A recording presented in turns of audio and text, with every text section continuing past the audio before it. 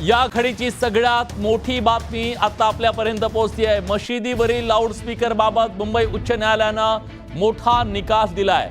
आवाजाच्या विरोधात तक्रार आल्यास पोलिसांनी दखल घ्यावी असं न्यायालयानं म्हटलेलं आहे। पहिल्यांदा समज द्या, दुसऱ्यांदा उल्लंघन केलं तर स्पीकर जप्त करा, अशा प्रकारच्या सूचना देण्यात आलेल्या आहेत।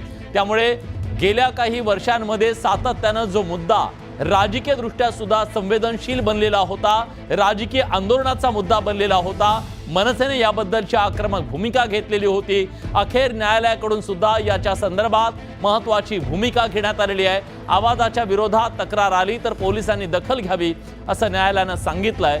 पहिल्यांदा समज द्या असं कोर्टानं सूचित केलेलं आहे, त्यानंतर ऐकलं नाही तर दुसऱ्यांदा स्पीकर जप्त करा अशा सूचना न्यायालयानं दिलेल्या आहेत। प्रशांत बाग आपले प्रतिनिधी आपल्या सोबत आहेत, आपण थेट त्यांच्याकडे जाऊया। प्रशांत, न्यायालय या सगळ्या सुनावणीच्या दरम्यान निकाल देताना नेमकं काय म्हणालं? विलास, आपल्याला माहिती, खरं तर हा अत्यंत संवेदनशील मुद्दा म्हणून या केसकडे बघितलं होतं। विश्राम बेडेकर यांनी दाखल केलेली मुंबई उच्च न्यायालयात याचिका आणि त्या याचिकेवरची सुनावणी जरी आटोपली असली तरी त्याचा निकाल नेमका काय येतो याकडे सगळ्यांचं लक्ष होतं। आणखी मुंबई उच्च न्यायालयानं आज अत्यंत ऐतिहासिक निकाल दिलेला आहे। डेसिबल पातळीचे उल्लंघन आणि ध्वनी प्रदूषण मर्यादेबाबत विश्राम बेडेकर यांची तक्रार होती। अर्थातच ही स्पेसिफिक मशिदींच्या लाऊडस्पीकरवरनं होणारं ध्वनी प्रदूषण आणि डेसिबल पातळीचं उल्लंघन याचा स्पष्ट उल्लेख होता आणि याचमुळे याबाबत अत्यंत महत्वाची मार्गदर्शक तत्वे आजच्या निकालामध्ये मुंबई उच्च न्यायालयानं घालून दिलेली आहेत। प्रशांत, मी येतो तुमच्याकडे। प्रशांत, मी तुमच्याकडे येतो। संदीप देशपांडे आपल्या सोबत आहेत, मनसेचे नेते। संदीपजी, खरं तर तुम्ही या सगळ्या मुद्द्याच्या संदर्भात आक्रमक भूमिका घेतली होती मनसेनं। आज न्यायालयानं दिलेला हा निर्णय तुमच्यासाठी, तुमच्या भूमिकेच्यासाठी तो सकारात्मक आहे का आणि तुम्ही या निर्णयाचं स्वागत करताय का? हा, निश्चितपणे स्वागत करतोय। मूळ मुद्दा असा आहे की आम्ही वारंवार हा निर्णय काय पहिल्यांदा हायकोर्टाचा आलेला नाहीये।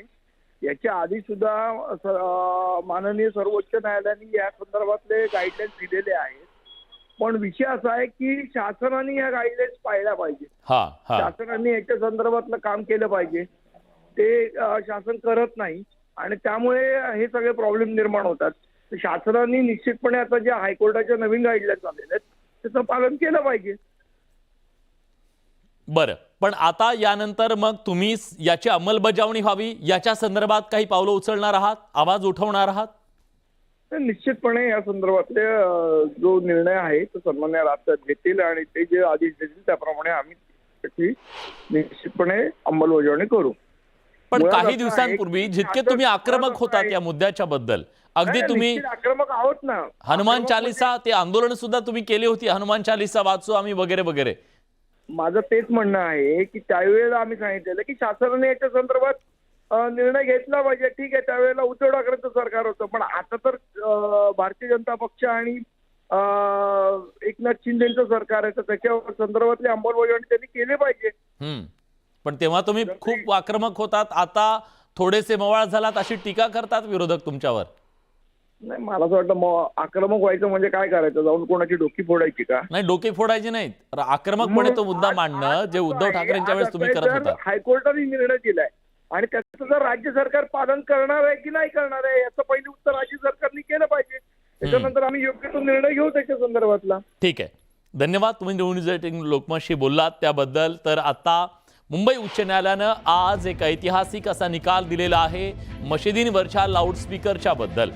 प्रशांत, हा मुद्दा केवळ मशिदींवरच्या लाऊडस्पीकर बद्दल आहे की एकूणच मंदिरांवरच्या सुद्धा असेल किंवा दुसऱ्या ठिकाणच्या लाऊडस्पीकर बद्दल आहे?